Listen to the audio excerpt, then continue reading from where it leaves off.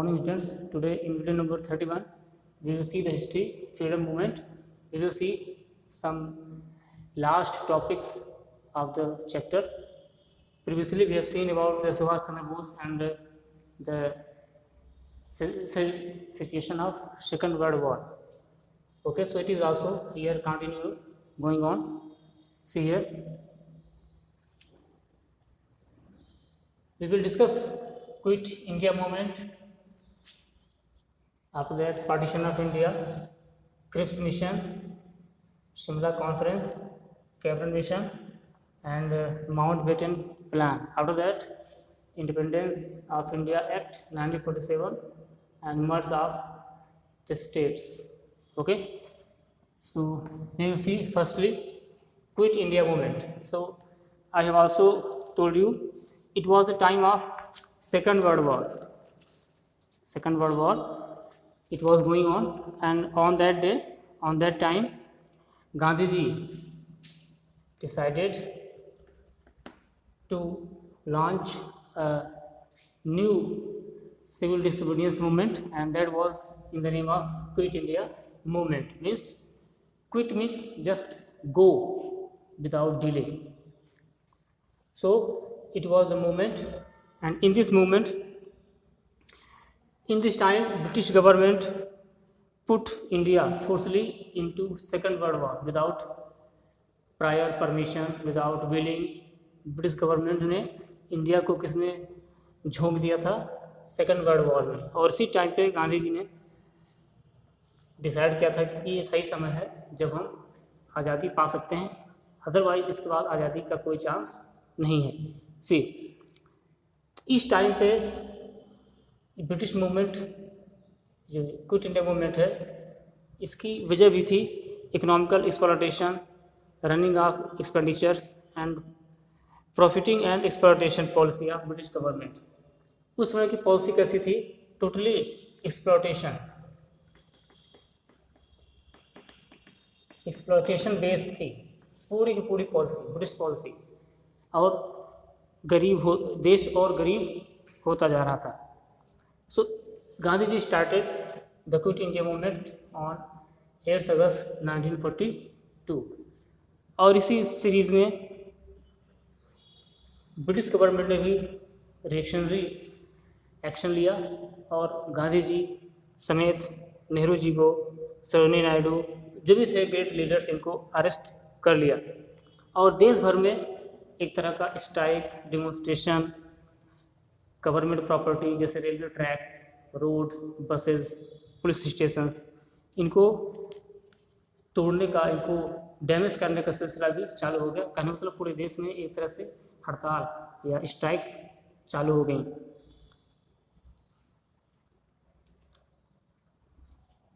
और कई thousand of people were arrested and there was also lathi charges. So इसी सिलसिले में 10 फरवरी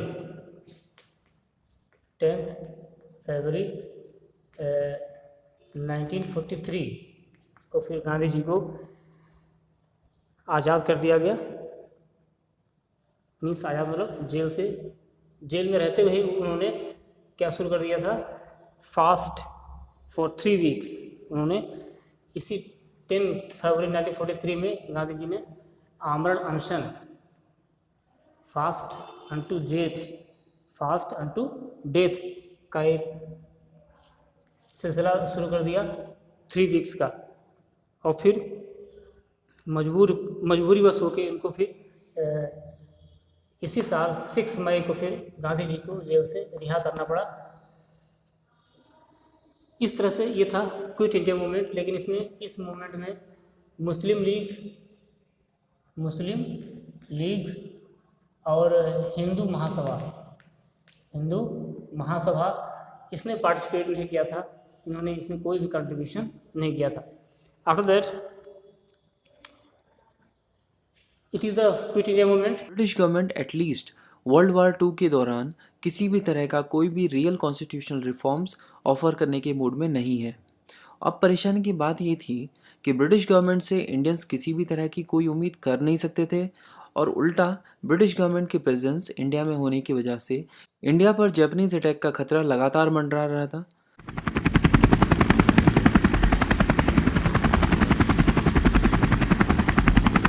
बात यह है कि अगर जापान इंडिया पर अटैक करता है तो ब्रिटिश गवर्नमेंट के साथ साथ इंडिया के लोगों को भी नुकसान होगा।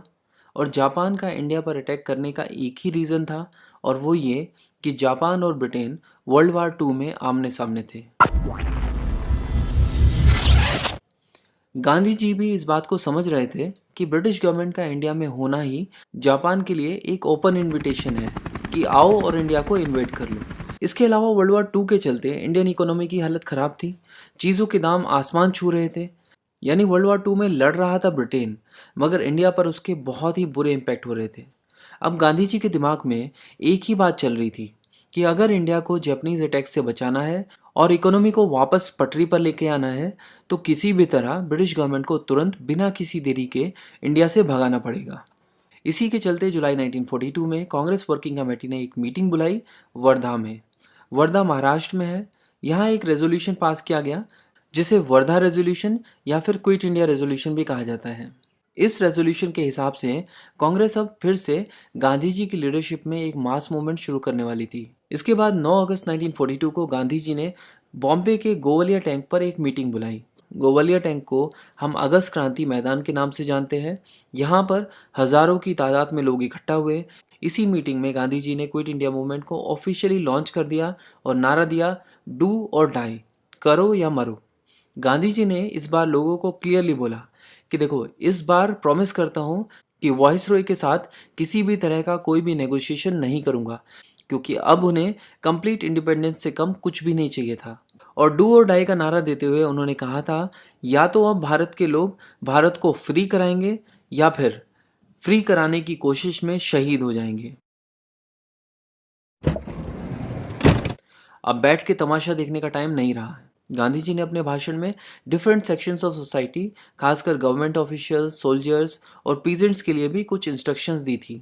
गांधी जी ने कहा था कि सरकारी नौकरी करने वाले लोग अपनी नौकरी ना छोड़ें, बल्कि नौकरी में रहते हुए कांग्रेस को ओपनली सपोर्ट करें। सोल्जर्स भी अपनी पोस्ट ना छोड़ें और ऐसे किसी भी ऑर्डर्स को मानने से मना कर दें जहां पर उन्हें अपने ही लोगों पर फायर करने के लिए कहा जाए। इसके अलावा पीजेंट्स के लिए ये निर्देश थे कि पीजेंट जो है वो लैंड रेवेन्यू देने से मना कर दें। इसी के साथ साथ यहाँ पर कांग्रेस ने ये भी क्लियर कर दिया कि देखो भाई, ऐसा हो सकता है कि इस मूवमेंट के दौरान ऐसा समय आ जाए कि कांग्रेस लीडरशिप लोगों तक अपनी इंस्ट्रक्शंस ना पहुँचा पाए, और अगर ऐसा हुआ तो हर इंसान जो इस मूवमेंट का पार्ट बन रहा है वो अपने आप को आज़ाद नागरिक मानकर अपना सही गलत खुद डिसाइड करे और अपना गाइड खुद बने।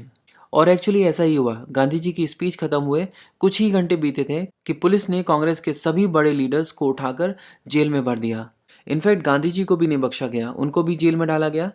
हालांकि उन्हें नज़रबंद किया गया था आगा खान पैलेस में। प्रेस को बैन कर दिया गया था, उस पर ताले लगा दिए गए थे। गांधी जी के दोनों अखबार हरिजन और नेशनल हेराल्ड को पूरे मूवमेंट के दौरान बंद रखा गया था, जबकि दूसरे अखबारों के पब्लिकेशन कुछ समय के बाद अलाउ कर दिए गए थे।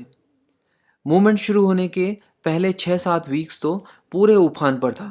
पूरे देश से लोग इससे जुड़ते जा रहे थे। बड़े लीडर्स तो सब जेल में थे, तो लोगों को संभालने वाला कोई था नहीं। इसीलिए क्विट इंडिया मूवमेंट में काफ़ी ज़्यादा वॉयलेंस भी हुआ। कई सारे पुलिस स्टेशंस पर अटैक किया गया। Post offices, courts, railway station और दूसरी गवर्नमेंट बिल्डिंग्स पर भी अटैक किया गया। कई सरकारी बिल्डिंग्स पर से ब्रिटिश फ्लैग्स को हटाकर इंडियन फ्लैग को लहरा दिया गया। क्राउड तो मतलब बेकाबू था। ब्रिटिश कम्युनिकेशन सिस्टम को डिसरप्ट करने की पूरी कोशिश की गई। कई जगहों पर रेलवे ट्रैक्स उखाड़ दिए गए।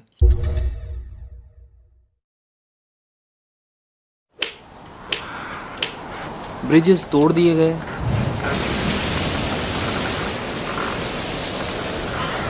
बच्चे स्कूल छोड़कर स्वदेशी पत्रिकाओं और आर्टिकल्स के डिस्ट्रीब्यूशन में लग गए और साथ ही साथ जहां मौका मिलता था ब्रिटिश ऑफिशियल्स को परेशान कर देते। कर्नाटका में भी टेलीग्राफ लाइंस को कट करने के अराउंड 1600 इंसिडेंट सामने आए। इसके अलावा रेलवे स्टेशंस और पुलिस ऑफिसेज पर अटैक हुए और टेलीफोन लाइंस को भी जला दिया गया। ओवरऑल देखा जाए तो पूरे देश में ब्रिटिश कम्युनिकेशन सिस्टम को ब्रेक कर दिया गया था।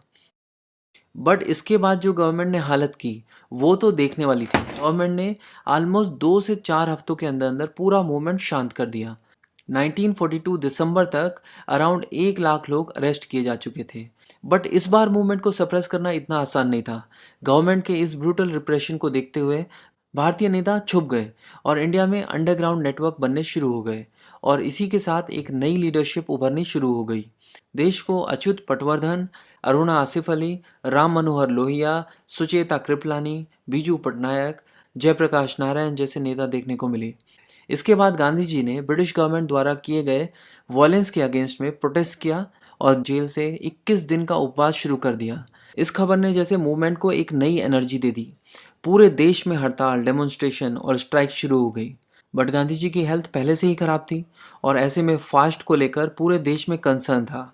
हजारों लोगों ने आगा खान पैलेस को घेर लिया जहां गांधी जी कैद थे।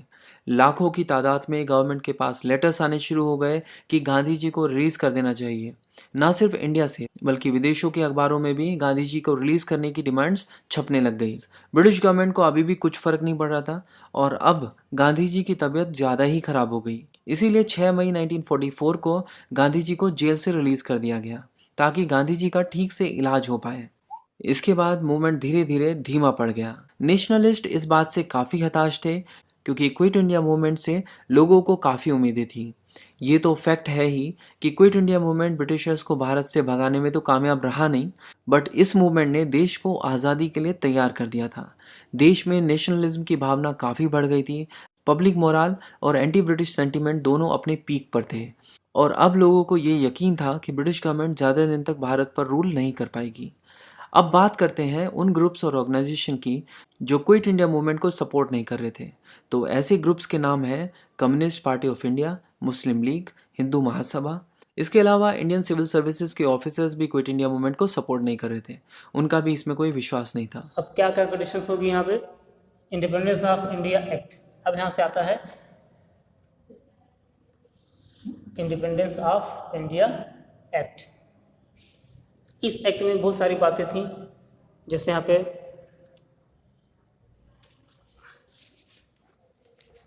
कि इंडिया के कौन कौन से स्टेट्स इंडिया में रहेंगे और कौन कौन से स्टेट पाकिस्तान में जाएंगे, ये सब चीज़ें हैं।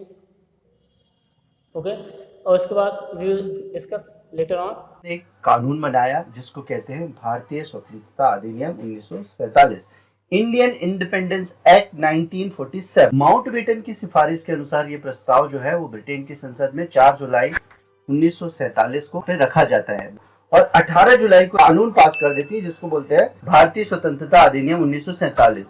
दो डोमिनियन स्टेट की मान्यता दी गई, इसका गठन किया गया और इनके पास ये चॉइस थी कि आप कॉमनवेल्थ के मेंबर होते हो या नहीं होते, जो आप चॉइस चूज कर सकते हो। अब संविधान सभा का इसी कानून में हमने बताया कि सत्ता का हस्तांतरण भी कर दिया गया कि संविधान सभा अलग अलग होगी, दोनों के लिए अलग अलग गवर्नर जनरल होंगे और अलग अलग प्रधानमंत्री होंगे शुरुआती तौर पे। और इसमें यह प्रावधान डाला गया कि ब्रिटेन में जो भारत मंत्री का पद होगा इसको समाप्त कर दिया गया। जो ब्रिटेन की सर्वोपारिता यानी अभी तक हम मोनार्की यानी वहां के जो राजतंत्र है उसको सबसे ऊपर मानते थे, तो वो भी यहाँ पर खत्म हो गया। और उसके बाद 1935 के भारत शासन अधिनियम के द्वारा भी शासन चलेगा जब तक भारत की जो संविधान सभा है ये अपने लिए स्वतंत्र एक नया संविधान नहीं बनाती तब तक। तो ये सब कुछ चीज़ें हैं। So it is the today's topic, you will see in the book detail. So I hope you will understand it.